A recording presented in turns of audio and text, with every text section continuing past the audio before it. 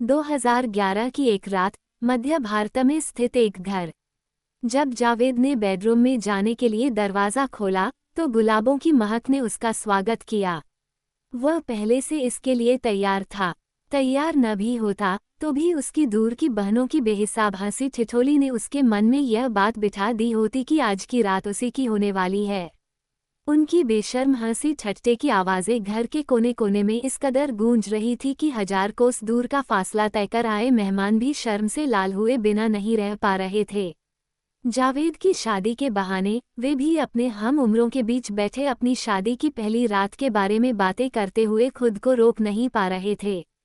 वे ऐसी अश्लीलतें कर रहे थे कि किसी के भी पेट में गुदगुदी होने से न रुकती। जब घर के माहौल में ही प्यार की खुशबू बिखरी हुई हो तब भला वह दुल्हन इससे कैसे अछूता रहती रह सकती थी, जो अपने झिलमिलाते लिबास को थोड़ा सिमटाए व थोड़ा फैलाए अपने मियाँ जावेद के इंतजार में बेचैनी में बैठी थी। मियाँ जावेद की नवेली दुल्हन मिसबा को भी उसकी ननंदों ने बख्शा नहीं था। जावेद के पहले सभी उसी के साथ हंसी ठिठोली करते हुए उसे बहुत सी हिदायतें दे रही थी। हालांकि वे हिदायतें उसकी सहेलियों और भाभी जान ने पहले ही दे दी थी। सुहागरात के लिए हर नई दुल्हन और हर नया दूल्हा हजारों ख्वाहिशें और कल्पना करता है, और उस इंतजार की तो पूछो मत। वह इंतजार जिसका एक एक पल घंटों जितना लंबा लगता है। फिर चाहे इंतजार फूलों की सजे सेज पर दुल्हन कर रही हो या बाहर दोस्तों व बहनों से घिरा दूल्हा, वह इंतजार ऐसा लगता है जैसे कभी खत्म ही न होगा। लेकिन क्षण क्षण बढ़ते समय के साथ उसे तब खत्म होना ही पड़ता है जब दूल्हा कमरे में घुसते ही दरवाजे की चटखनी बंद कर देता है। अपनी बैसाखी का सहारा लेते व कुछ लंगड़ाते हुए जावेद कमरे में आ चुका था। हालांकि दरवाजे में दाखिल होने से पहले तक वह इसी कश्मकश, तुम्हें गर्मी तो नहीं लग रही? मेरे कमरे में का कूलर मेहमानों के कमरे में लगा है, उसने मिसबा से बात करने की शुरुआत करते हुए पूछा। नहीं, हमें गर्मी नहीं लग रही, थोड़ी घबराई सी लेकिन उम्मीदों से भरी एक मीठी आवाज़ जावेद के कानों में घुल गई। जावेद के होठों पर फिर मुस्कान तैर गई। तुम्हारी आवाज़ बहुत मखमली है, उसने मिसबा से कहा। शुक्रिया, मिसबा पलकें उठाकर मुस्कुरा दी। जानती हो, जब तुम्हें देखने आया था तब केवल तुम्हारी आवाज़ सुनकर हाँ कह दी थी। जावेद शेरवानी के 3 बटन खोल चुका था।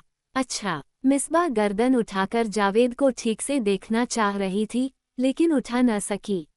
वह शर्मा रही थी। मैं बहुत घबराया हुआ था, सोचा नहीं था कि कोई मुझे अपना जीवन साथी बनाने के लिए हाँ कह देगा।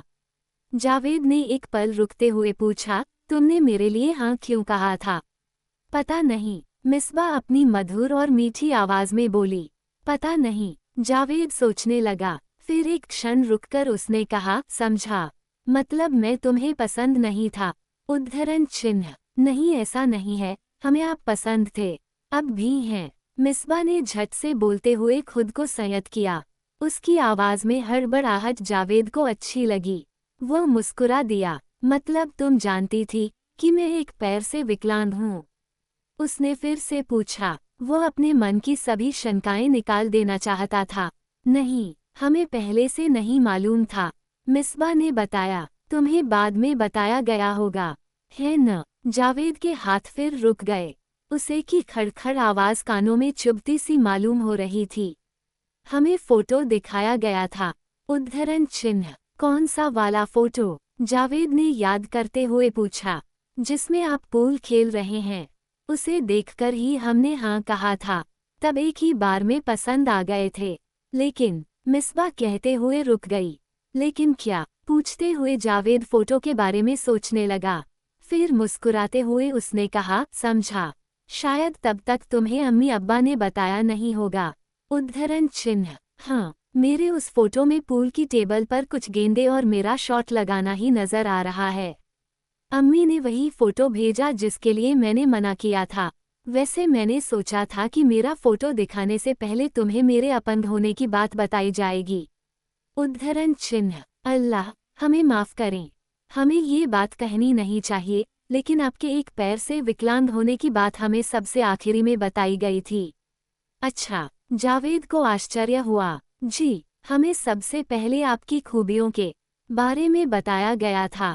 जैसे जावेद ने मुस्कुराते हुए पूछा, जबकि वह जानता था कि मिसबा से क्या कहा गया होगा। जैसे आप किसी कंपनी में बड़े पद पर इंजीनियर हैं, अच्छा कमाते हैं, बहुत पढ़े लिखे हैं, इतना कि हम तो उसका आधा भी नहीं पढ़े हैं।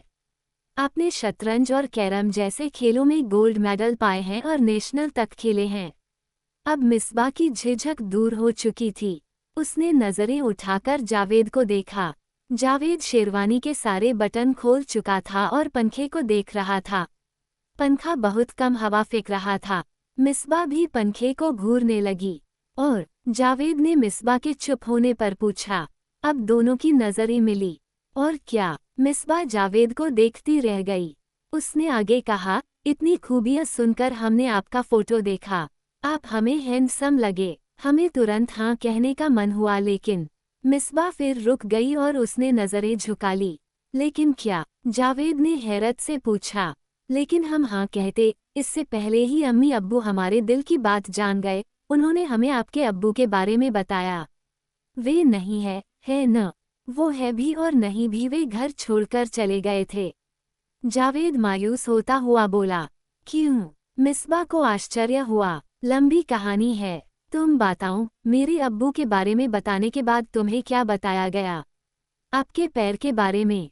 मिसबा सोचने लगी कि जावेद को अपने सही मनोभाव बताए या नहीं, पर जावेद ने उसे ज्यादा सोचने नहीं दिया और खुद ही बोल पड़ा, सच जानकर तुम्हारी सारी खुशी का काफूर हो गई होगी। जावेद ने शेरवानी उतारकर एक ओर रख दी। उसने गर्दन घुमाकर मिसबा की ओर देखा। मिसबा उससे नजरें मिलाने की कोशिश कर रही थी। उसकी आंखों में जावेद के लिए नरमी, प्यार और अपनेपन के भाव आ रहे थे। आपको कईयों ने इनकार किया है न? मिसबा ने पूछा। हाँ, लेकिन मैं हमेशा से उसके लिए तैयार रहता था। जावेद ने लंबी नी श्वास छोड़ते हुए कहा। अच्छा ये बताओ, जब तुम्हें पता चल गया कि मेरा एक पैर आधा ही है, तब तुम कैसे मान गई? अब जावेद अपने दाहिने नकली पैर के बेल्ट खोलने लगा था। पता नहीं। मिसबा जावेद का पैर देखने के लिए थोड़ी झुकी। पता नहीं, ऐसा कैसे हो सकता है? जावेद अपना नकली पैर हटाते हुए रुक गया। शायद हमारे दिल से आवाज आई कि हमें आपके लिए हाँ कह देना चाहिए। मिसबा अपनी सिमटी झिझक को दूर करने की कोशिश करते हुए जावेद के करीब सरक गई। फिर बिस्तर से उतरकर अपने हाथों से जावेद के नकली पैर की बेल्ट खोलने लगी। मैं खुद कर लूंगा, जावेद उसे मना करते हुए बोला। लेकिन मिसबा जावेद का अपंग पैर देखना चाहती थी, ताकि उस नेक दिल और कई खूबियों वाले इंसान के और करीब आ सके जिसे दुनिया द्वारा अब तक नकारा जा रहा था। फिर वह जावेद को अपना मान चुकी थी। जावेद का दिल उसके प्यार को महसूस कर आभार से भर गया। वह मिसबा को प्रेमपूर्ण होकर देखने लगा। खूब सजी धजी दुल्हन उसके नकली पैर के पेचीदे फीतों से दो दो हाथ कर रही थी। जावेद उसे चाहकर भी नहीं रोक पाया। उसे मिसबा का मासूम चेहरा और उसके चेहरे पर आई शिकन भा गई। वो एकटक उसे देख अल्लाह का शुक्रिया करने लगा। जब नकली पैर के सारे बेल्ट खुल गए तब मिसबा उसे जान से अलग करने हुई। उसी पल जावेद ने हाथ बढ़ाकर मिसबा को रोक लिया, ये कहते हुए कि मेरे ख्याल से तुम्हें इसे नहीं देखना चाहिए। उद्धरण चिन्ह। इस पर मिसबा ने उसकी आंखों में झांका। उसने जावेद को यकीन दिला दिया कि वो उसके पैर को देखने के लिए तैयार थी, जिसके बारे में उसकी अपनी कल्पनाएं और ख्याल थे, जो उन बातों से उपजे थे जिन्हें उसकी अम्मी और कुछ संबंधियों ने उसके दिमाग में बैठाने की कोशिश की थी। पैर है तो सही, लेकिन कुछ अजीब सा है। मिसबा को लोगों की बातें याद करने लगी। नहीं, पैर है ही नहीं, वो नकली पैर इस्तेमाल करता है, पर तब भी चल नहीं पाता। उसे एक बैसाखी लगती है। उद्धरण चिन्ह। ऐसी और भी बातें थी। मिसबा ने उस नकली पैर को जावेद से अलग किया, वो पैर जिसके बगैर जावेद अपने वजूद की कल्पना भी नहीं कर सकता था और जिसे वो कई बार रातों को पहने हुए ही सो जाता था। वो नकली पैर जिसे वो अपने शरीर का अंग ही मानता था, पहली बार किसी और के द्वारा उतारा जा रहा था। उसे उतारते ही मिसबा चौंककर पीछे हट गई। या अल्लाह! उसके मुंह से निकल पड़ा। जावेद की मोटी व मजबूत जांघ के नीचे एक छोटा और पतला सा अर्धविकसित पैर लटक रहा था। बिना फूल और फलों वाली सूखी पेड़ की डाल की तरह। मिसबा आंखें फाड़े उसको घूरती रही। उसके चेहरे के भावों को देख जावेद का दिल छोटा हुआ जा रहा था। कुछ पल बीतने के बाद मिसबा ने सामान्य होते हुए पंखे की खड़खड़ आवाज के बीच पूछा, क्या आपको पोलियो था? जावेद इस सवाल को बचपन से सुनता आया था। उसने मिसबा को भी वही जवाब दिया जो वह अब तक देता आया था। ये पोलिया की वजह से नहीं है। उद्धरण चिन्ह। फिर अब मिसबा हैरत से जावेद को देखते हुए उठी। उसने नकली पैर को पलंग के नीचे सरका दिया और फिर जावेद के पास बैठ गई थी। यह एक लाइलाज जेनेटिक डिसऑर्डर है मिसबा, ऐसी बीमारी जिसने हमारे खानदान को पीढ़ियों से अपने मुंह में दबाए रखा है, जो न तो खत्म होती है और न ही इसका इलाज होता है। मुझे डर है कि यह हमारे बच्चों को भी होगा। वेद अपने पैर को घूरने लगा। फिर उसने पायजामा नीचे कर लिया। उसे अपने कहे पर सोच हुआ। तौबा तौबा, अल्लाह के लिए ऐसी बात ना करे जावेद। मिसबा घबरा गई। माफी चाहता हूँ, पर यह बीमारी पीढ़ियों से है, जावेद ने बताया। पीढ़ियों से मतलब? मिसबा की हैरानी बढ़ गई। जेनेटिक बीमारी उसकी समझ में नहीं आई। ये डिसऑर्डर मेरे अब्बा जान को भी था और न केवल उन्हें बल्कि मेरे दादा, मेरे परदादा और शायद उनके परदादा को भी था। उद्धरण चिन्ह। क्या सभी के पैर आपके पैर जैसे थे? मिसबा बेहद घबरा गई थी। उसे यकीन करना मुश्किल हो रहा था। पता नहीं, बचपन में अम्मी ने बताया था कि मेरे दादा के दोनों पैर नहीं थे। तब वो दिल्ली वाले पुश्तैनी घर में दुल्हन बनकर आई थी। उद्धरण। अच्छा। उद्धरण चिन्ह। अब्बा भी पैरों से लाचार थे। मेरे पैदा होने के कुछ समय बाद घर छोड़कर चले गए थे। मुझे देख उन्हें तरस आता था। वे बर्दाश्त नहीं कर सके। वे चाहते भी नहीं थे कि अम्मी औलाद के लिए जिद करें। शायद इसी वजह से दोनों में अनबन हुई होगी। शायद। मिसबा ने अंदाज़ा लगाते हुए पूछा। मैंने अम्मी से कभी पूछा नहीं, पर उनके हाव भाव से समझ गया था। उद्धरण चिन्ह। हम कई बच्चों की अम्मी बनना चाहती है। मिसबा के मन वे हिदायतें चक्कर लगा रही थी जिन्हें याद करते हुए उसका सब्र कम हो रहा था। वो सोच रही थी कि कब जावेद उसे अपनी ओर खींचकर उसके होंठों पर अपने होंठ रखेगा। भले ही उसका पैर कमजोर था, लेकिन तब भी वह बड़ा ही आकर्षक नौजवान था। जावेद के दादा और अब्बा की बातें सुनते हुए मिसबा उसके पास बैठ गई और धीरे धीरे सरकते हुए उसने कब जावेद के कंधों पर सिर रख दिया। उसे होश ही न रहा। उसे जावेद एक सुलझा हुए इंसान लगा। जावेद को भी मिसबा एक समझदार लड़की लगी। कुछ ही देर में दोनों के बीच की दूरियां बिल्कुल कम हो गई। इतनी कि अपनी झिझक को दूर करते हुए दोनों ने होठों को सटा लिया। कुछ देर बाद जावेद ने कमरे की बत्तियां बुझा दी। कमरे में अंधेरा होते ही जावेद को दरवाजे के बाहर से उसकी दूर की बहनों के हंसने की आवाजें आई। उसने मुस्कुराते हुए मिसबा से कहा, पता नहीं इन्हें आज क्या हो गया है। फिर उसने मिसबा को अपने आगोश में ले लिया। जब उसकी आंख खुली तो उसने देखा उसका दोस्त इरफान उसके गालों पर जोर से थपकियां देकर उसे उठाने की कोशिश करता हुआ जोर जोर से चिल्ला रहा था, होश में आओ, होश में आओ, जावेद मियां। खून की क्या हुआ? जावेद ने आंखें खोलते हुए पूछा। वो किसी पार्क में जमीन पर पड़ा हुए था। उसके दाहिने कंधे में जोर का दर्द उठ रहा था। कंधे से धारा निकलकर उसकी उजली कमीज को भीगा रहा था। इरफान और एक अन्य व्यक्ति उसे उठा रहे थे। हम तुम्हें अस्पताल ले जा रहे हैं, इरफान घबराते हुए उसे बताया और 3 की गिनती के साथ ही उसने जावेद को अपने कंधे पर उठा लिया। दूसरा व्यक्ति जिसने सफ़ेद टोपी पहन रखी थी, जावेद की बैसाखी को थामकर उससे इरफान के लिए रास्ता बना रहा था। जावेद ने बेहोशी की हालत में देखा पार्क में बहुत से लोगों की भीड़ थी। मुझे क्या हुआ है इरफान? जावेद ने कराहते हुए पूछा। अरे मियाँ, गोली लगी है तुमको, इरफान तेज सांसें लेते हुए बोला। जावेद का शरीर भारी था। नाथूराम गोसे ने महात्मा गांधी को गोली मार दी है। एक गोली तुम्हें भी लगी। तुम होश मत खो देना। अगर निपट गए तो भाभी जान को क्या मुंह दिखाऊंगा। साला ये समय यात्रा भारी पड़ने वाली है। बड़बड़ाते हुए इरफान ने अंतिम वाक्य कहा। Euro Q pound S. भविष्य में जाने के लिए प्रकाश की गति से यात्रा करनी होगी। 2 पर्ची नष्ट कर देना। 31 जनवरी 1948 दिल्ली का एक अस्पताल। बड़े से हॉल में दर्जनों बिस्तर लगे हुए थे, जिनमें से ज्यादातर पर मरीज लेटे थे। मरीजों की तीमारदारी के लिए वहां 2 डॉक्टर, कुछ नर्सें, वार्ड बॉय और 3 सफाई कर्मचारी थे, लेकिन सभी बड़े बेमन से काम कर रहे थे। उनके चेहरों पर मायूसी और मातम के भाव थे। ये भाव होते भी क्यों नहीं? आखिर देश के बापू मोहनदास करमचंद गांधी उर्फ महात्मा गांधी नहीं रहे थे। वह दिन ही कुछ ऐसा था। नाथूराम गोडसे ने महात्मा गांधी की हत्या कर दी थी, जिससे पूरा देश सकते में आ गया था। विभाजन से पूर्व और उसके बाद हिंदू मुस्लिम दंगों को रोकने व देश में अमन, चैन, एकता, भाईचारा तथा शांति कायम करने लिए बापूजी जान से जुटे थे।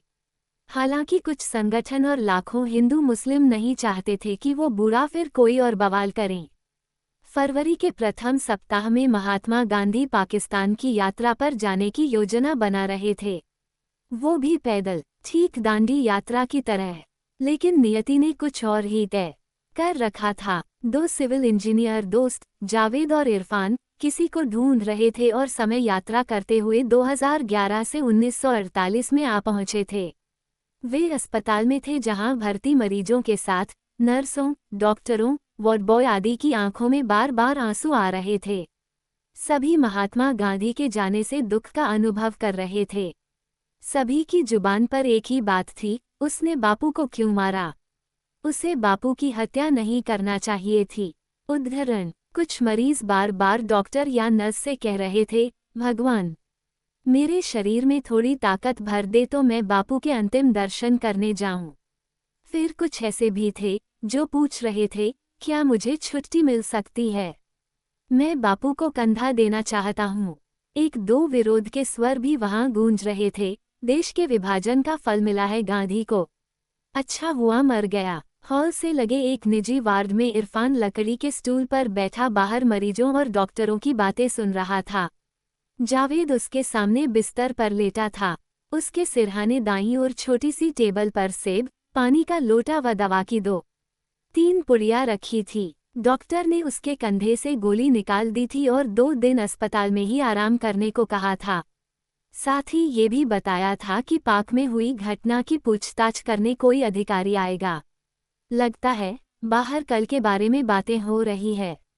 जावेद ने अपने कंधे पर बंदी पट्टी को देखते हुए इरफान से पूछा। उसकी नज़र अपनी बैसाखी पर भी गई जो उसके सामने एक कोने में दीवार से तिरछी लगी हुई थी। हाँ, शहर भर में महात्मा गांधी के बारे में बातें हो रही है। इरफान से दरवाजे की आड़ में से बाहर देखते हुए कहा। दरवाज़ा हल्का सा खुला हुआ था। अच्छा, क्या तुमने उन्हें देखा था? अब जावेद इरफान से कुछ ज़रूरी बात करना चाहता था। वह तकिए का सहारा लेकर बैठने की कोशिश करने लगा। तुम लेटे रहो जावेद मियाँ, डॉक्टर तुम्हें आराम करने को बोल गया है। इरफान स्टूल से उठते हुए जावेद को सहारा देने के लिए पास गया। नहीं, मैं बैठना चाहता हूँ। जावेद नहीं माना और पीठ तकिए से लगाकर बैठने लगा। इस दौरान वह एक बार कंधे के दर्द से कराहा। तुम मानते नहीं हो यार, लाओ अपना हाथ दो। इरफान ने जावेद को सहारा देकर बिठाया। फिर इरफान वापस स्टूल पर बैठता कि जावेद ने अपना सवाल दोहराया। क्या तुमने उन्हें देखा था? हाँ, इन्हीं आंखों से देखा था। साक्षात मेरे सामने थे। इरफान अपने एक हाथ को आंख से छूते हुए स्टूल पर बैठ गया और कहने लगा, शायद तुमने भी उन्हें देखा था। क्या तुम्हें याद नहीं? हल्की सी झलक देखी थी। महात्मा गांधी, आभा और मनु के। जावेद आगे कहता इससे पहले ही इरफान से उसे टोकते हुए कहा, महात्मा गांधी मत बोलो मियाँ, हम 1948 में है। यहाँ सभी महात्मा गांधी को बापू कहते हैं। मत भूलो वे हमारे राष्ट्रपिता है। 21वीं सदी की बातें यहाँ करने से बवाल हो जाएगा। पहले ही हिंदू मुस्लिमों के दंगे शांत नहीं हुए हैं। कभी भी कुछ भी घट सकता है। नई मुसीबत हमारे लिए ठीक नहीं होगी। उद्धरण चिन्ह, मैं याद रखूंगा। जावेद ने सहमति में सिर हिलाया। फिर अपनी बात जारी रखते हुए बोला, तो बापू आभा और मनु के कंधों का सहारा लेकर शाम की प्रार्थना के लिए जा रहे थे। मैं बिरला पार्क के दरवाजे पर बाहर खड़ा ये दृश्य देख रहा था। तुम मेरे दादा को ढूंढने पार्क के अंदर गए थे, तभी तुमने मुझे अंदर आने इशारा किया था। उद्धरण चिन्ह। हाँ, क्योंकि मैंने तुम्हारे दादा को वहां देख लिया था, इसलिए तुम्हें इशारा किया था। उद्धरण चिन्ह। मैं अंदर आता कि तभी बंदूक चलने की आवाज आई। मैं कुछ समझता कि 2 बार और आवाज हुई। उद्धरण चिन्ह। उस वक्त नाथुराम बापू पर गोलियां दाग रहा था। मैंने उसे देखा था। वह पार्क के रास्ते में बापू का इंतजार कर रहा था। उसके पीछे 2 और लोग थे। वे मुझे बड़ी अजीब नजरों से देख रहे थे। मुझे उन पर शक हुआ था, लेकिन हम वहां तुम्हारे अब्बा के अब्बा को तलाशने गए थे। मैंने उन संदिग्ध लोगों पर ध्यान नहीं दिया। जब बापू वहां से गुजरे तो गोसे उनके नजदीक आते हुए बोला, नमस्ते बापू। इस पर आभा उसे दूर करते हुए बोली, कृपया दूर हट जाओ। बापू को प्रार्थना के लिए देर हो रही है। उद्धरण चिन्ह। आभा ने गोसे को दूर रखने के लिए हाथ बढ़ाया था कि गोसे ने उसे धक्का देते हुए बापू पर गोली चला दी। एक के बाद एक 3 गोली। फिर वहां भगदड़ मच गई। बापू के हत्यारे को तुरंत पकड़ लिया गया। भगदड़ में तुम्हारे दादा कहाँ चले गए पता ही नहीं चला। उद्धरण चिन्ह। वे पार्क में ही थे, अपने अपंग पैरों के साथ हाथ से चलने वाली लकड़ी की गाड़ी पर बैठे हुए। जावेद कहने लगा, मैं गोलियों की आवाज सुनकर पार्क के अंदर आ रहा था। जब गेट पर पहुंचा था तो देखा एक व्यक्ति भागता हुआ सामने से आ रहा था। वो मुझसे टकरा गया। उसी समय मुझे कंधे पर गोली लगी थी और मैं किसी चीज से टकराकर नीचे गिर पड़ा था। उसी वक्त मैंने देखा था कि गोली मेरे दादा ने चलाई थी। उनके एक हाथ में पिस्टल थी और दूसरे हाथ से वे अपनी गाड़ी धकेलते हुए बाहर निकल रहे थे। शायद वे उस आदमी का पीछा कर रहे थे जिससे मैं टकराया था। मैं उठता, लेकिन फिर मेरी आंखों के आगे अंधेरा छा गया। आंखें खुलने पर मैंने तुम्हें देखा, पर इस बीच मुझे ऐसा लगा जैसे मैं मिसबा के साथ था। शादी की सुहागरात वाला दिन किसी सपने की तरह मेरे दिमाग में चल रहा था। उद्धरण चिन्ह। ये सब उस पत्रकार सहस्त्रबाहु और तुम्हारे समय यात्रा वाले विचार पर हामी भरने के साइड इफेक्ट है। मुझे भी बड़े भयानक सपने आ रहे हैं। रात को देखा हम किसी शमशान में खड़े थे। दर्जनों चिताएं सामने जल रही थी।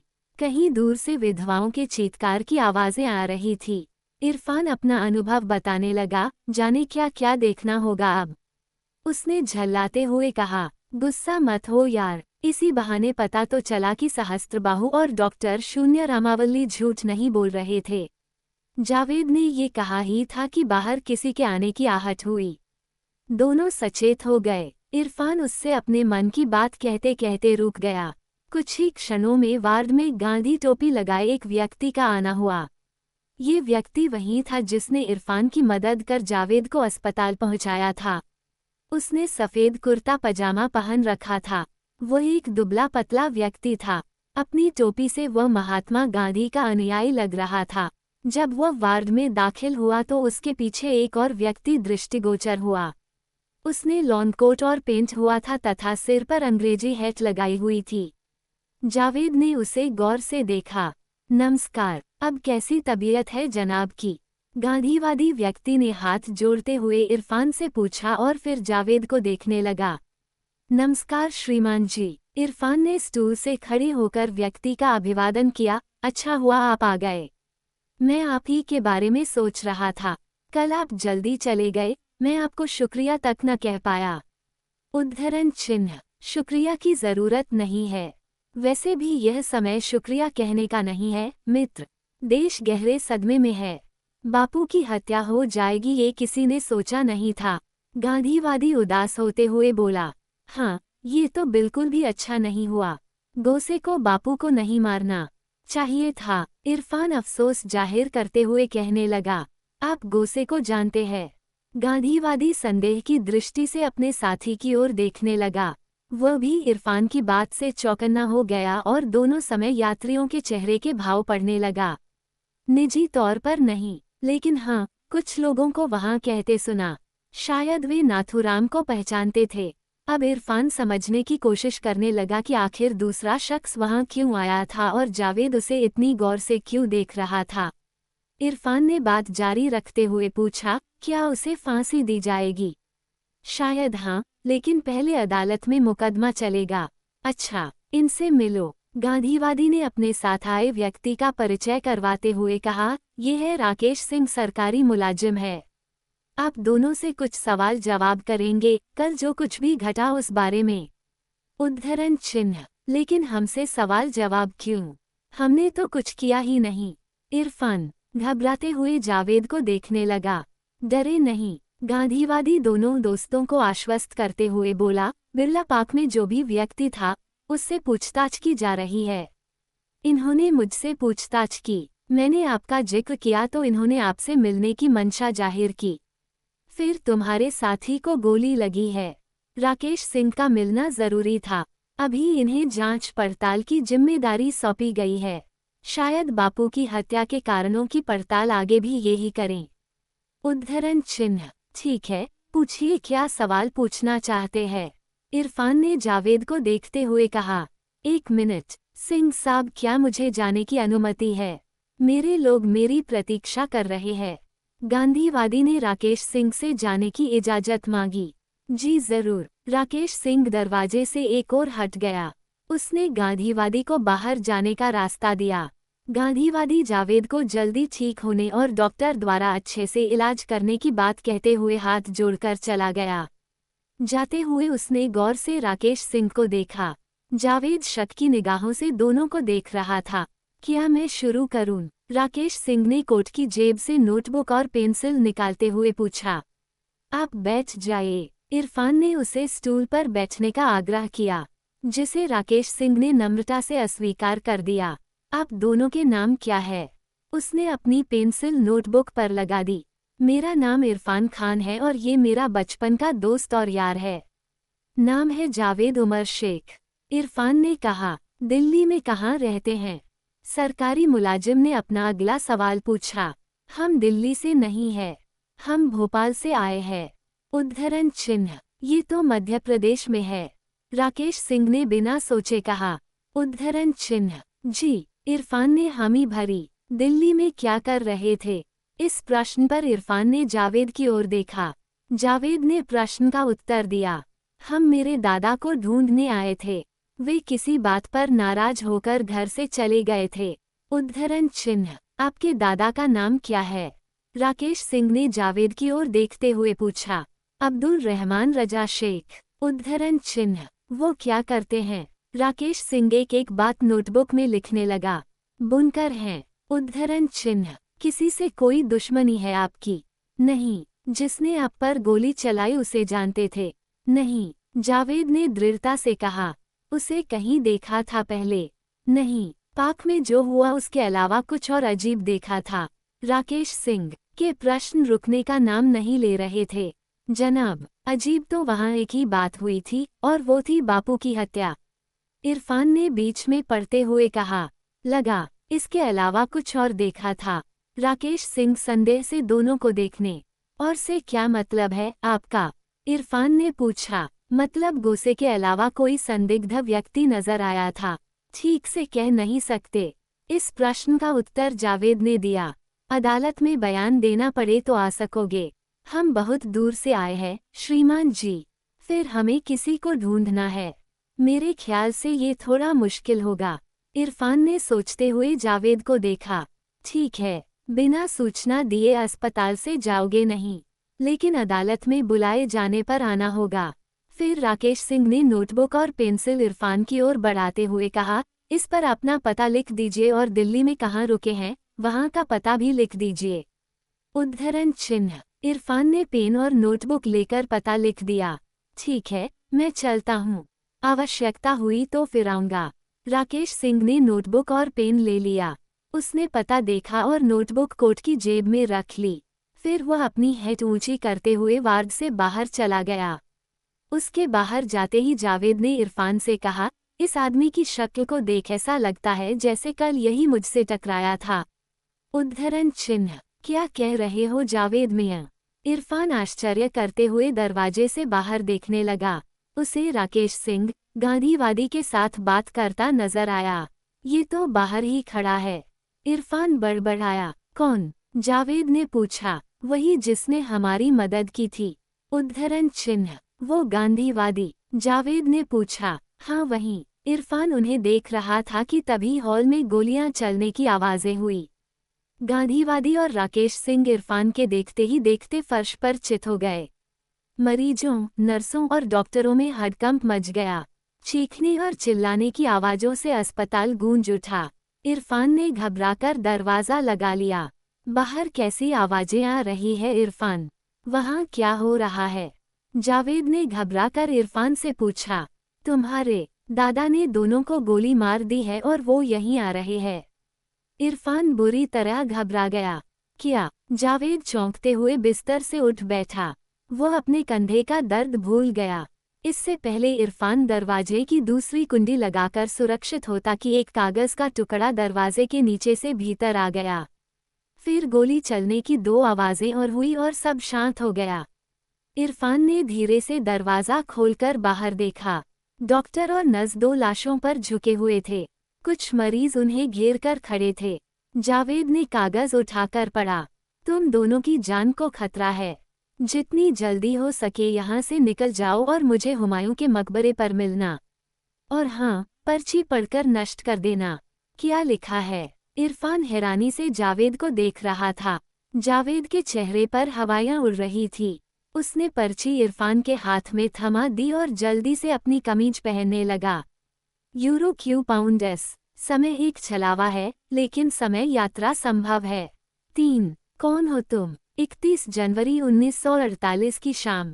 हुमायूं का मकबरा, दिल्ली। दिन ढलने लगा था। राजघाट पर लाखों लोग, या यूं कहूं सारा देश महात्मा गांधी को अंतिम विदाई दे रहा था।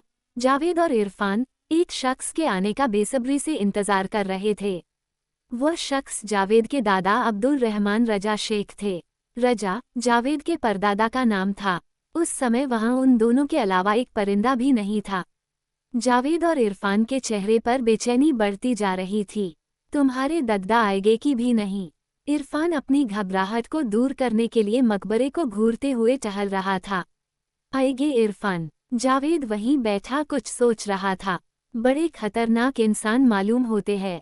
लगता है वे जानते थे कि हम उन्हें ढूंढ रहे हैं। इरफान मकबरे की वास्तुकला को परखने लगा। हम 2 बार उनके बारे में पूछताछ कर चुके थे। जावेद सड़क की ओर देखने। हमने अस्पताल से भागकर ठीक नहीं किया। अब सिपाही हमारे पीछे होंगे। उद्धरण चिन्ह। हाँ, और इसलिए हमें जल्द से जल्द इस समय से निकलना होगा। अच्छा इरफान, एक बात बताओ, क्या हम महात्मा गांधी की हत्या रोक सकते थे? जावेद बिरला पार्क में हुई घटना के बारे में सोच रहा था। तुम्हें बापू की पड़ी है। सोचो, अगर जो गोली तुम्हारे कंधे के बजाय दिल या माथे पर लगी होती तो क्या होता? तुम्हारे दद्दा ने तुम्हें मार दिया होता। उद्धरण चिन्ह। वो गोली मुझ पर नहीं, उस शख्स पर चला रहे थे, राकेश सिंह पर। शायद वो जासूस था। अम्मी बताती थी कि मेरे अब्बा कहते थे कि उनके अब्बा जासूस थे। उद्धरण चिन्ह। क्या तुम जानते हो इस मकबरे में किन किन महान लोगों की कब्र है? इरफान मकबरे की वास्तुकला में खो गया था। उसे जावेद के अब्बा की कम ही पड़ी थी। शायद हुमायूं की। जावेद बेपरवाह होकर बोला। न केवल हुमायूं की, बल्कि उसकी बेगम हमीदा बानो, शाहजहां के बड़े बेटे दारा शिकोह और कई मुगल सम्राटों की कब्र भी यहाँ है। इरफान गर्व करते हुए बताने लगा। मेरा इतिहास का ज्ञान कच्चा है, तुम जानते हो। हाँ, मैं जानता हूँ। अब इरफान आसपास देखने लगा। अब्दुल रहमान अभी तक नहीं आया था। क्या हमें सतर्क रहना चाहिए? अगर उन्होंने हमें भी गोली मार दी तो? इरफान ने पूछा। अगर उन्हें हमें मारना होता तो अस्पताल में ही मार देते। जावेद अपने नकली पैर को ठीक करने लगा। क्या ये नकली पैर यहीं छोड़ दूं? जावेद पूछा। ने, क्यों? इरफान जावेद को देखने लगा। हमें समय में और पीछे जाना पड़ा तो? मैंने घड़ी में 5 साल पहले का समय सेट किया है। जावेद ने जेब से एक कलाई घड़ी निकालकर पहन ली। वो घड़ी आम घड़ियों सी दिखती थी, लेकिन फिर भी कुछ मायनों में वो अलग थी। उसका डायल अपेक्षाकृत बड़ा था। उसमें कई बटन थे, कुछ उसके बेल्ट पर और घंटे, मिनट व सेकंड को बताने वाली सुइयों की जगह घड़ी की ऊर्जा, गुरुत्वाकर्षण क्षेत्र और विद्युत चुंबकीय क्षेत्र बताने वाले 3 पटल स्क्रीन। मेरे ख्याल से तुम्हें इसे ऐसे ही रहने देना चाहिए। तुम्हारे पायजामे के नीचे ये नकली पैर दिखता नहीं है। फिर भी अगर तुम चाहते हो तो बैसाखी के बजाय एक मजबूत लकड़ी काम में लेना ठीक होगा। लकड़ी भूतकाल के किसी भी व्यक्ति के लिए अचंभे का कारण नहीं बनेगी। इरफान इधर उधर की कब्रें देखने लगा। सही कह रहे हो, जावेद ने सहमति दी। वैसे ये तो पक्का हो गया है कि तुम्हारे दादा विकलांग थे। हम चाहे तो उनसे मिले बगैर भी अतीत में जा सकते हैं, इरफान ने सुझाव दिया। फिर हमें मेरे परदादा रजा शेख का असली पता नहीं मिलेगा। इरफान, क्यों? इरफान ने पूछा। क्योंकि वे घर छोड़कर चले गए थे, जावेद ने बताया। क्या? इरफान हैरान हुआ। तुम्हारे खानदान को घर छोड़कर जाने की अजीब बीमारी है क्या? तुम्हारे अब्बा भी घर छोड़कर चले गए थे। उनके अब्बा के अब्बा भी उस रास्ते पर थे। इस हिसाब से देखे तो तुम्हारी होने वाली औलाद होने पर तुम घर छोड़कर जाने वाले हो, इरफान हिसाब लगाते हुए बोला। इरफान, तुम जानते हो मैं ऐसा नहीं करूँगा, जावेद नाराज होकर बोला। हाँ, नहीं करोगे, लेकिन क्या पता भाग भी जाओ। आखिर तुम नहीं चाहते थे न कि तुम्हारी औलाद पैदा हो। उद्धरण चिन्ह। मिसबा मुझसे बहुत प्यार करती है इरफान, मैं उसे छोड़कर कहीं नहीं जाने वाला, जावेद ने संजीदा होकर कहा। ठीक है, फिर तुम्हारे खानदान के इतिहास को देखकर मैं यही कहूँगा कि तुम्हारी औलाद जरूर घर से भागेगी। उद्धरण चिन्ह। अल्लाह के लिए कुछ अच्छा बोलो। उद्धरण चिन्ह। माफ करना यार, मेरा वो मतलब नहीं था। अल्लाह करे तुम्हारी औलाद स्वस्थया हो और जिंदगी भर तुम्हारे साथ रहे, लेकिन फिर भी मुझे तुम पर भरोसा नहीं। इरफान फिर से मकबरे को देखने लगा। एक क्षण बाद वो बोला, ये कलाकृतियां कहीं और भी देखी थी।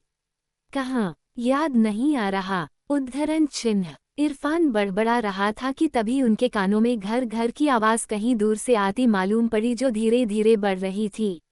दोनों ने दाईं ओर देखा।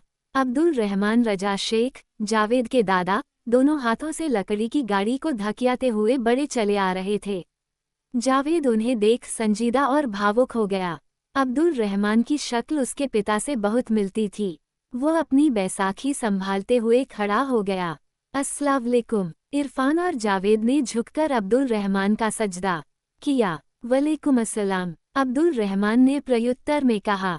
दोनों दोस्त उसे घूरने लगे, मानो अंदाजा लगा रहे थे कि अब्दुल रजा शेख क्या सोच रहा था। क्या देख रहे हो बरखुरदार, तुम्हारा कंधा तो ठीक है ना? माफ करना, मेरा इरादा तुम पर गोली चलाने का नहीं था, अब्दुल रहमान ने जावेद से कहा। उद्धरण चिन्ह। मैं जानता हूँ, वैसे आपको देखकर अपने वालिद की याद आ गई थी। आपकी शक्ल उनसे कुछ कुछ मिलती है। जावेद के कहने पर अब्दुल रहमान तिरस्कारपूर्ण हंसी हंसा। जिस शक्ल को देखकर लोग मुंह फेर लेते हैं, उसमें तुम्हें अपने वालिद नजर आते हैं। चलो अच्छा है, एक और नेक इंसान से अल्लाह ताला ने मेरी मुलाकात करवाई। शायद तुम भी मेरी तरह अपंग हो, इसलिए मुझसे तुम्हें हमदर्दी हो रही है। उद्धरण चिन्ह। नहीं, ऐसा नहीं है, जावेद ने इनकार किया। ऐसा ही है नौजवान, जैसे एक गंजेड़ी दूसरे गंजेड़ी को देखकर खुश होता है, वैसे ही एक विकलांग दूसरे विकलांग को देखकर असर में आता है। मैं अजनबियों से जरा दूर रहता हूँ, लेकिन तुम दोनों से मिलने आना पड़ा। मेरे साथ तुम पर भी खतरा बढ़ गया है। उद्धरण चिन्ह। कैसा खतरा? जावेद और इरफान के माथे पर शिकन आ गई। मौजूदा हालत देख रहे हो न, बापू की हत्या हो गई है। क्या कुछ नहीं किया उसने, बंटवारे को रोकने के लिए लाखों हिंदू मुसलमान दंगों में कुर्बान कर दिए गए। अबलाओं की इज्जत बेआबरू हो गई, हजारों मासूम यतीम कर दिए गए। क्या मिला जिन्ना को और क्या पीछे छोड़ गया आज़ाद हिंदुस्तान का सिपहसालार। मुझे जिंदगी भर अफसोस रहेगा कि उसकी हत्या रोक नहीं पाया। उद्धरण चिन्ह। तो क्या आप बिरला पाक में गांधी, मेरा मतलब बापू की हत्या रोकने आए थे? इरफान ने अपनी गलती ठीक करते हुए पूछा। हाँ, अब्दुल रहमान ने निश्वास छोड़ते हुए अफसोस जताया, लेकिन रोक नहीं पाया। उद्धरण चिन्ह। लेकिन आप तो उसके पीछे थे जिसे आपने सुबह अस्पताल में मारा। नहीं, क्या? जावेद ने पूछा। हाँ, मैं उसके पीछे था, पर मुझे नहीं पता था कि कोई और भी बापू मारने के लिए वहां मौजूद था। गोसे की खबर मुझे नहीं थी, लेकिन वो शख्स को जो खुद को राकेश सिंह बता रहा था, फिरंगी एजेंट था। उसे इंग्लैंड से किसी ने आदेश दिया था। उद्धरण चिन्ह। लेकिन वो तो एक सिपाही था, है न? इरफान ने पूछा। सिपाही के भेष में भेदिया। और वो गांधी टोपी वाला कांग्रेस का गद्दार। अब्दुल रहमान ने बात पूरी की। मतलब बापू को कोई और भी मारना चाहता था। इरफान हैरान रह गया। हाँ, लेकिन तुम लोगों को उससे मतलब नहीं होना चाहिए। ये बताओ तुम कौन हो और मुझे क्यों ढूंढ रहे थे? अब्दुल रहमान ने असल सवाल पूछा। ये मेरा दोस्त इरफान खान है और मैं जावेद शेख, हमें रजा शेख का पता चाहिए। जावेद ने दृढ़ता से कहा। रजा शेख? कौन रजा शेख? अब्दुल रहमान के माथे पर बल आ गए। आपके वालिद के वालिद, जावेद ने बताया। क्या? मुझे लगा तुम दोनों भी मेरी तरह के आदमी हो। अब्दुल रहमान कुछ सोचते हुए बोला। आपकी तरह नहीं, हम जासूस नहीं है। जावेद ने बिना कुछ सोचे कह दिया। इस पर अब्दुल रहमान चौंक गया और उसने अपने अपन पैरों के नीचे छिपाई हुई बंदूक पर हाथ रख लिया। फिर सतर्कता से दोनों को देखते हुए पूछने लगा, सच सच बताओ तुम दोनों को किसने भेजा है? हमें किसी ने नहीं भेजा, हम खुद आए हैं। जावेद अब्दुल रहमान को विश्वास दिलाने लगा। सच कह रहे हो? अब्दुल रहमान ने दृढ़ता से पूछा। हाँ, जावेद ने अब्दुल रहमान की आंखों में देखते हुए कहा। बहुत कम लोग जानते हैं कि मैं जासूस हूँ। अगर तुम जानते हो कि मैं जासूस हूँ तो तुम्हें पता होना चाहिए रजा शेख कहाँ है। नहीं, हम नहीं जानते, इसलिए आपसे पूछ रहे हैं। इरफान बोला। तुम दोनों काम क्या करते हो? अब्दुल रहमान को रह रहकर दोनों पर शंका हो रही थी। इस प्रश्न पर दोनों दोस्तों को सांप सूंघ गया। वे तैयारी करके नहीं आए थे। वे कैसे अब्दुल रहमान को बताते कि वे भविष्य से आए हैं? हम किसान हैं। जावेद को चुप देखकर इरफान ने तुरंत कहा। अपने हाथ दिखाओ। अब अब्दुल रहमान के हाथ में बंदूक आ चुकी थी। इरफान जावेद को घूरने लगा। इस पर अब्दुल रहमान ने फिर से दोनों से पूछा, अपने हाथ दिखाओ। दोनों को देर करते देख उसने बंदूक निकालकर जावेद के सीने पर तान दी। डरते डरते जावेद ने अपना हाथ आगे किया। अब्दुल रहमान ने इरफान से हाथ दिखाने को कहा। इस पर इरफान ने हाथ आगे करते हुए अब्दुल रहमान के हाथ को झटक दिया, जिससे बंदूक चलते हुए दूर गिर गई। ठाई की तेज आवाज ने जावेद को चौंका दिया। इरफान की हरकत पर अब्दुल रहमान चिल्लाया, किसने भेजा है तुम दोनों को? और उसने इरफान का हाथ पकड़कर मरोड़ दिया। इरफान एक ही बार में पलटी खाकर चित हो गया। जावेद पीछे हटते हुए थर थराने लगा। जब इरफान ने सिर उठाकर अब्दुल रहमान को देखा तो अब्दुल रहमान के हाथ में फिर से बंदूक थी और वो जावेद से पूछा रहा था, कौन हो तुम दोनों? बताओ मुझे। फिर उसने इरफान के माथे पर बंदूक रख दी। हम बताते हैं। हाथ ऊंचा करते हुए इरफान उठने की कोशिश करने लगा। नहीं, ऐसे ही बताओ। अब्दुल रहमान ने उसे सचेत किया। लेकिन मेरा हाथ दर्द कर रहा है, बैठना तो पड़ेगा ही। इरफान दर्द से कराहते हुए उठने लगा। ठीक है, लेकिन सिर्फ बैठोगे? अब्दुल रहमान ने चेतावनी दी। जैसे वो जानता था कि इरफान का हाथ वाकई में पीड़ाजनक स्थिति में था, पर उसकी बंदूक निशाने पर थी। जावेद मियां, जरा हाथ तो देना। लगता है मेरा ये हाथ गया। इरफान ने जावेद से मदद मांगते हुए हाथ बढ़ाया। जावेद ने अब्दुल रहमान को देखते हुए अपना हाथ बढ़ाया। अब्दुल रहमान की मौन सहमति थी कि वो इरफान की मदद करें। जैसे उसे मालूम था कि इरफान को मदद लगेगी, उसने सतर्क होकर अपनी हाथ गाड़ी थोड़ी पीछे की। उसी क्षण में इरफान झट से जावेद का हाथ थाम लिया और जल्दी से कहा, चलो यहाँ से चलें। उद्धरण चिन्ह। इरफान के ये कहते ही अब्दुल रहमान बंदूक का ट्रिगर दबाने को हुआ, लेकिन तब तक इरफान जावेद के हाथ में बंदी घड़ी का बटन दबा चुका था। एक तेज रोशनी और कंपन ने अब्दुल रहमान की आंखों को चौंधिया दिया। साथ ही उसे अदृश्य गुरुत्वाकर्षण जैसे बल का एहसास हुआ। वह अपनी हाथ गाड़ी समेत पीछे की ओर फिका गया, लेकिन तब भी बंदूक से गोली चल ही गई। खुद को संभालते हुए अब्दुल रहमान ने देखा कि उसकी तलाश में आए दोनों दोस्त अब वहां नहीं थे और उसके द्वारा चलाई गई गोली हुमायूं के मकबरे पर लग धंसी हुई थी। कहाँ गए दोनों? और वे थे कौन? अब्दुल रहमान हैरान और भयभीत सा रिक्त स्थान में देखने लगा था। यूरोएस इरफान के ये कहते ही अब्दुल रहमान बंदूक का ट्रिगर दबाने को हुआ, लेकिन तब तक इरफान जावेद के हाथ में बंदी घड़ी का बटन दबा चुका था। एक तेज रोशनी और कंपन ने अब्दुल रहमान की आंखों को चौंधिया दिया। साथ ही उसे अदृश्य गुरुत्वाकर्षण जैसे बल का एहसास हुआ। वह अपनी हाथ गाड़ी समेत पीछे की ओर फिका गया, लेकिन तब भी बंदूक से गोली चल ही गई। खुद को संभालते हुए अब्दुल रहमान ने देखा कि उसकी तलाश में आए दोनों दोस्त अब वहां नहीं थे और उसके द्वारा चलाई गई गोली हुमायूं के मकबरे पर लग धंसी हुई थी।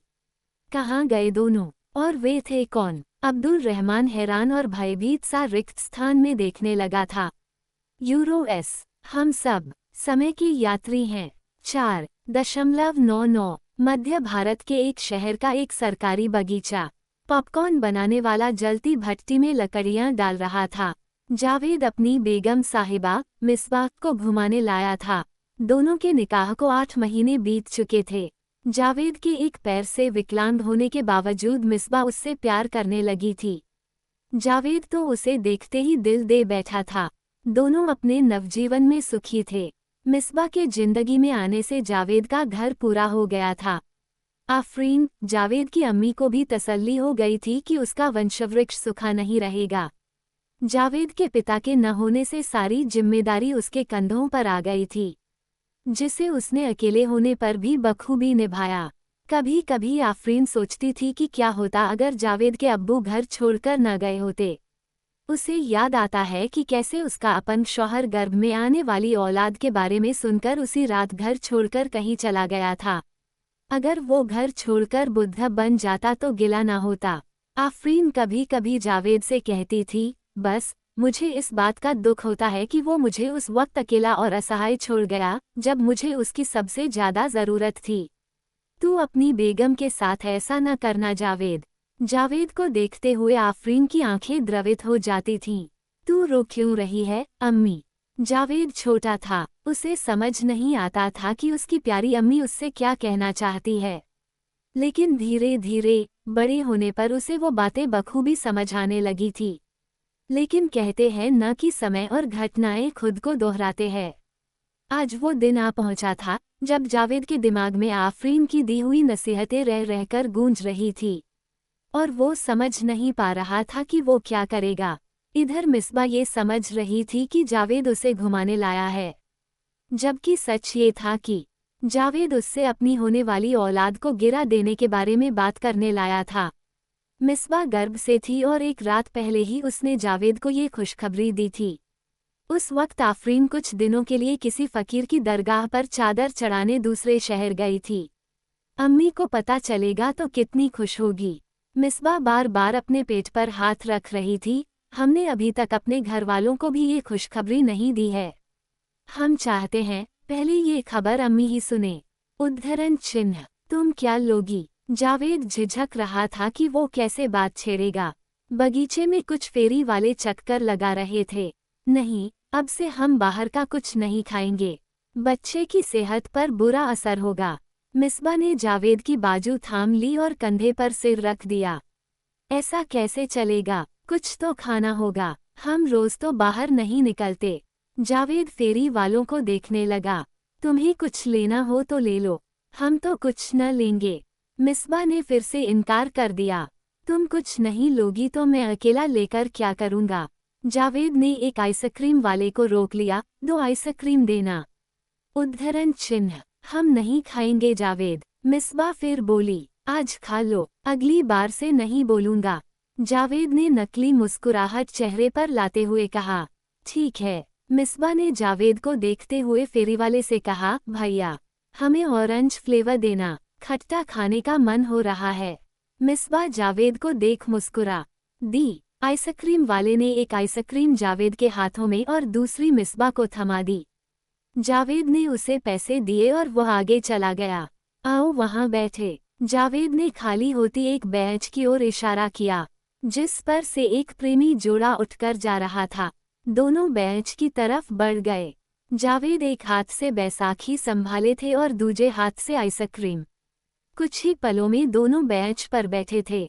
जावेद बार बार मिसबा के चेहरे को देख रहा था। मिसबा के चेहरे पर उतर आए नूर को देख उसकी हिम्मत नहीं बंध रही थी कि वो अपने मन की बात मिसबा से कह दे।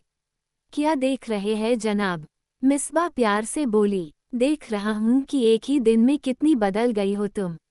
जावेद ने जवाब दिया। हाँ, वो तो है। तुम आइसक्रीम खाओ ना, वरना पिघल जाएगी। मिसबा ने आइसक्रीम चाटते हुए देखा जावेद के हाथों में आइसक्रीम पिघल रही थी। जावेद ने आइसक्रीम का कोन मुंह से लगा लिया। वह सोचने लगा कैसे बात शुरू करें। कुछ देर मौन रहने के बाद जावेद ने विषय छेड़ने के लिए बात की। जानती हो, कभी कभी मैं सोचा करता था कि शादी नहीं करूंगा, बच्चे नहीं पालूंगा। अच्छा, पर ऐसा क्यों सोचते थे? मिसबा को आइसक्रीम बहुत पसंद आ रही थी। इस दुनिया में कितना दुख है, कोई सुखी नहीं, न अमीर न गरीब और न इन दोनों के बीच जो लोग हैं वो। उद्धरण चिन्ह। जिंदगी में खुशियां और परेशानियां न होगी तो इसका मजा ही क्या रहेगा जावेद। हम तो समझते हैं कि दोनों का होना बहुत जरूरी है, खासकर परेशानियां तो होना ही चाहिए। परेशानियां हमें तजुर्बा देती है और मजबूत बनाती है। हाँ, लेकिन तुम सोचो हम कैसी माहौल में जी रहे हैं। हमारे आसपास बुराइयां बढ़ती जा रही है। भ्रष्टाचार, लूटपाट, खून, डकैती, बलात्कार। हम अपनी औलाद को कैसी दुनिया में लाएंगे? जावेद गौर से मिसबा को देखने लगा। वह सोच रहा था कि शायद मिसबा ने कभी ये बातें सोची हो, लेकिन वो गलत था। आज तुम कैसी बहकी बहकी बातें कर रहे हो जावेद? हम सोच रहे थे कि तुम हमें इसलिए घुमाने लाए हो क्योंकि तुम अपने बाप बनने की खबर से बहुत खुश हो, लेकिन लगता है तुम्हारे दिमाग में कुछ और ही बात है। उद्धरण चिन्ह। मैं अपने बाप बनने की खबर से बहुत खुश हूँ मिसबा। सच में बहुत खुश, इतना कि मैं बयां नहीं कर सकता, लेकिन साथ ही मैं डरा हुआ भी हूँ। एक अजीब सी घबराहट हो रही है। उद्धरण चिन्ह। घबराहट हमें भी हो रही है जावेद। पहली बार अम्मी बनेंगे हम अपने बच्चे की ठीक से परवरिश तो कर पाएंगे ना? हमने पहले कभी बच्चों को नहीं पाला है। मिसबा के चेहरे पर मासूमियत आ गई। उसने जावेद की बाजू पकड़ और अपना सिर कंधे पर टिका लिया। पता नहीं, जावेद के मुख से ये सुनते ही मिसबा चौंक गई। जिस तेजी से उसने जावेद के कंधे पर सिर रखा था, उतनी तेजी से हटा भी लिया। पता नहीं, मतलब? मिसबा ने पूछा। जावेद के चेहरे पर थोड़ी कठोरता आ गई। मिसबा, मैं तुमसे एक जरूरी बात कहना चाहता हूँ। मुमकिन है तुम्हें मेरी बात बिल्कुल पसंद ना आए, शायद तुम मुझसे नाराज हो जाओ, लेकिन मेरे लिए वो बात कहना बहुत जरूरी है। उद्धरण चिन्ह। तुम क्या बात कहना चाहते हो जावेद? तुम्हारा चेहरा बता रहा है कि तुम दिल को चुभने वाली बात कहने वाले हो। मिसबा विचलित होने लगी। हाँ, इसलिए तुम्हें अपने कलेजा मजबूत रखना होगा। जावेद मिसबा को हिम्मत रखने के लिए कहने लगा। तुम ऐसा क्या कहने वाले हो जावेद? हमें ये बच्चा गिराना होगा। जावेद के चेहरे पर भावहीनता आ गई। क्या? मिसबा के पांव तले जमीन खिसक गई। उसकी ऑरेंज कैंडी उसके हाथ से छूट गई। जावेद का हाथ भी निराशा में लटक गया। उसकी आइसक्रीम पिघलते हुए नीचे गिरने लगी। तौबा तौबा जावेद, क्या कह रहे हो तुम? तुम पागल हो गए हो। खुदा का खौफ है कि नहीं तुम्हें? हमारे पास कोई और चारा नहीं है मिसबा। तुम जानती हो हमारे खानदान में एक लाइलाज बीमारी चल रही है।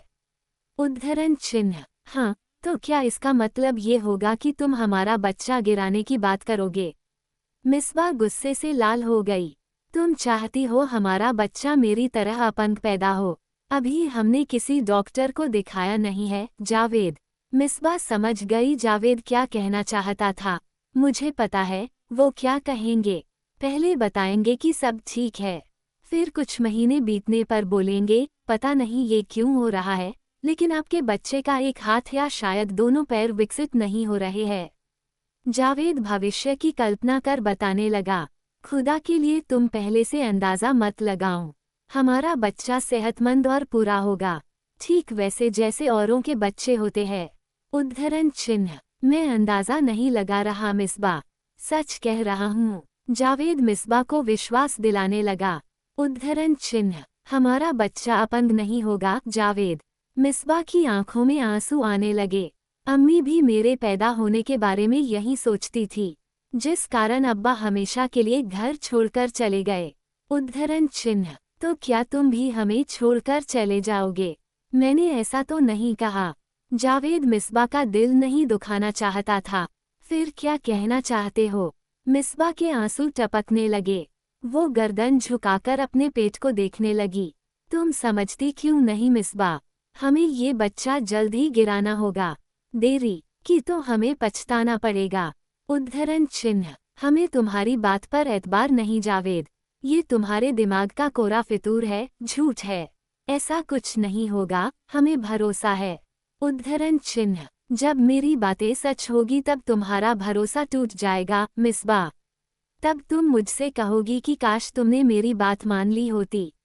सोचो, क्या तुम देख पाओगी अपने बच्चे को चलने या कोई खिलौना उठाने के लिए संघर्ष करते हुए? सोचो, क्या तुम देख पाओगी जब उसे कोई अपना दोस्त नहीं बनाएगा? सोचो, जब वो तुमसे पूछेगा कि उसका एक पैर या हाथ क्यों नहीं है? सोचो, जब दुनिया उस पर तरस खाएगी। सोचो मिसबा, सोचो। उद्धरण चिन्ह। नहीं, नहीं, नहीं, ऐसा कुछ नहीं होगा। मिसबा ने चीखते हुए अपने हाथ कान पर रख लिए। आसपास के एक दो लोग चलते हुए रुक गए और उन्हें देखने लगे। क्या ये आपको परेशान कर रहा है? एक युवक ने पास आकर मिसबा से पूछा। ये मेरी बीवी है, तुम अपना काम करो। जावेद ने युवक को मिसबा से दूर रहने के लिए कहा। तुझसे पूछा क्या लंगड़े? व्यक्ति जावेद की बैसाखी देख असभ्य तरीके से बोला। ये मेरे शौहर हैं, हम आपसी बातचीत में मशगूल हैं। आप खुदा के लिए दूर चले जाए। अब मिसबा ने आंसू पहुंचते व्यक्ति को दूर जाने के लिए कहा। मिसबा के बोलते ही व्यक्ति जावेद को घूरते देख चला गया। फिर आसपास की भीड़ भी फिर छट गई। तुमने सुना उसने मुझे क्या कहा? ये तुम्हें हमारे बच्चे के लिए भी सुनना पड़ सकता है। जावेद वितृष्णा से बोला। हम अपना बच्चा नहीं गिरा सकते जावेद, हम माँ बनना चाहते हैं। अम्मी शब्द सुनना चाहते हैं। मिसबा सुबकते हुए बोली। तुम ये जरूर सुनोगी मिसबा, बस तुम्हें एक फैसला करना होगा। जावेद आशा भरी नजरों से मिसबा को देखने लगा। कैसा फैसला? मिसबा ने पूछा। तुम्हें सरोगेसी के जरिए हमारे वारिस को दुनिया में लाने के लिए रजामंद होना पड़ेगा। उद्धरण चिन्ह। क्या? मिसबा एक बार फिर चौंक गई। हाँ, इसके अलावा कोई दूसरा रास्ता नहीं है जिसके जरिए हम स्वस्थ, सेहतमंद और पूर्ण औलाद पा सकें। उद्धरण चिन्ह। तुम हमसे अपने अम्मी बनने का हक नहीं छीन सकते जावेद, ये नामुमकिन है। उद्धरण चिन्ह। मुझे मालूम था तुम यही कहोगी। जावेद अपनी औलाद के बारे में सोचते हुए निराश हो गया। बुरा मत मानना जावेद, लेकिन आपस में बहस करने और कोई भी फैसला लेने से पहले क्यों ना हम किसी बड़े डॉक्टर से बात कर लें। आजकल तो कुछ भी संभव है। जेनेटिक बीमारी भी कुछ इंजेक्शन से ठीक की जा सकती है। उद्धरण चिन्ह। ठीक है, तुम कहती तो डॉक्टर से मिलकर भी देख लेते हैं, लेकिन मैं जानता हूँ उससे कुछ नहीं होगा। जावेद ने एक ठंडी सांस छोड़ते हुए कहा। उसके हाथ की आइसक्रीम पूरी पिघल चुकी थी।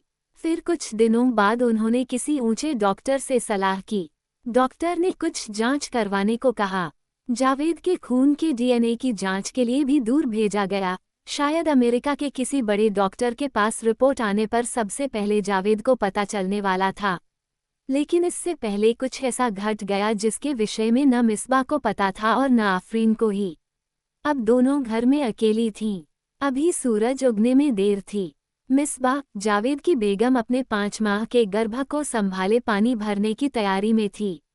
उसने खाली घड़े, हंडे और बाल्टी निकालकर मांज लिए थे। उसने ये काम दबे पांव बड़ी तसल्ली से किया था।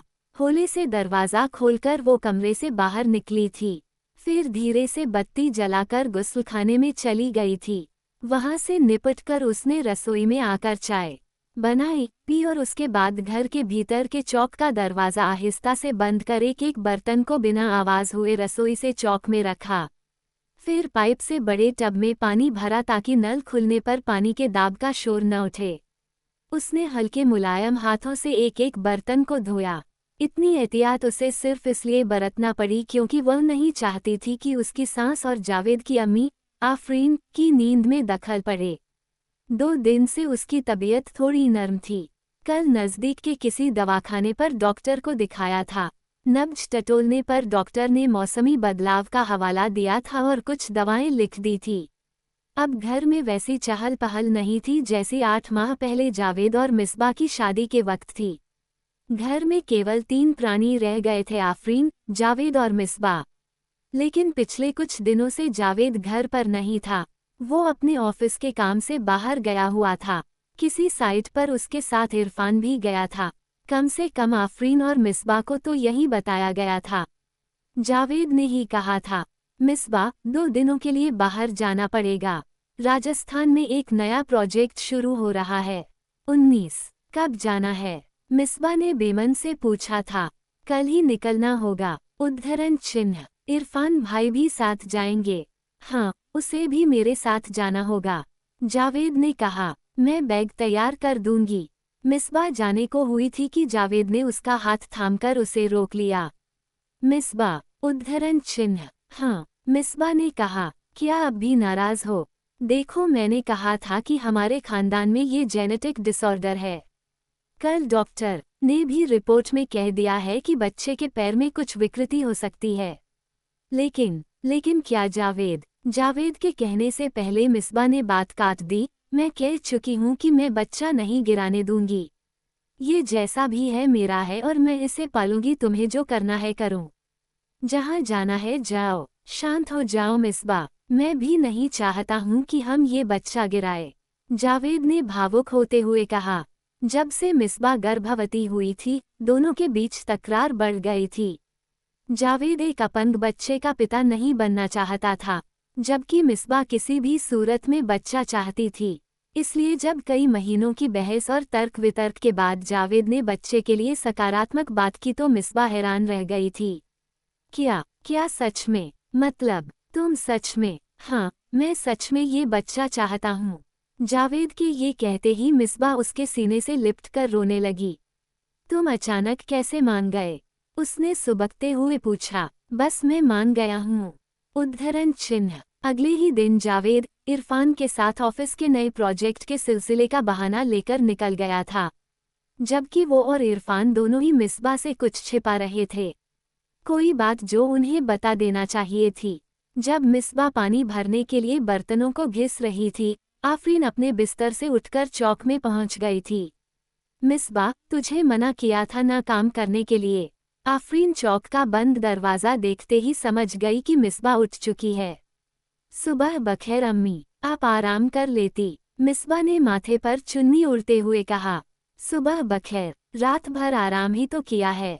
तू बता, तू ये क्यों कर रही है? रेशमा आ जाएगी न? आफरीन पास आने लगी। माफ़ कीजिएगा अम्मी, लेकिन आज नल जल्दी आएंगे। आपकी तबीयत कैसी है अब? काफ़ी ठीक महसूस कर रही हूँ। आफरीन चौक की सीढ़ियों पर बैठ गई। मैं चाय लाती हूँ। मिसबा बर्तन छोड़कर उठने लगी। नहीं, रहने दे, मैं ले लूंगी। दोपहर रुककर आफरीन उठ गई और रसोई में से चाय ले आई। इस बीच नल आ चुके थे। मिसबा खाली बर्तनों में पानी भरने लगी। जावेद को फ़ोन लगाया था। आफरीन ने चाय का घूंट लेते हुए पूछा। नहीं अम्मी, उनका फ़ोन नहीं लग रहा, व्यस्त ही जा रहा है। मिसबा ने भर चुके बर्तन को सरकाया। और इरफान का फ़ोन? आफरीन का ध्यान चाय पर था। इरफान भाई का फ़ोन भी बंद आ रहा है, मिसबा ने बताया। कैसे लापरवाह है दोनों, ऑफिस के काम में इतने डूब गए हैं कि घर परिवार के लोगों की चिंता ही नहीं है। उद्धरण चिन्ह। आप परेशान मत हो अम्मी, हो सकता है वहाँ सिग्नल न हो और अभी ज़्यादा समय भी नहीं हुआ है। केवल कल शाम से ही तो फ़ोन नहीं लग रहा। जावेद ने कहा था कि शायद उनका मोबाइल ना लगे। एक और बर्तन भर चुका था। जब उसे पता था कि जहां वो जा रहा है वहां मोबाइल नहीं लगेगा, तब ऑफिस का नंबर देकर जाना चाहिए था कि नहीं? उसे पता होना चाहिए था कि उसकी बूढ़ी अम्मी और एक बीवी जो पेट से है, घर पर अकेले होंगे। खुदा ना खाता कहीं कुछ हो गया तो। तौबा तौबा करो अम्मी, सुबह सुबह कैसी बात कर रही हो आप? आफरीन कान पकड़कर अल्लाह को याद करने लगी। क्या गलत कह रही हूँ मैं? एक तो बताकर भी नहीं गया कि कितने दिन में आएगा और अब ऐसी लापरवाही। आफरीन ने चाय का अंतिम घूंट पीते हुए कटोरी चौकी में दूसरे बर्तनों के साथ रख दी।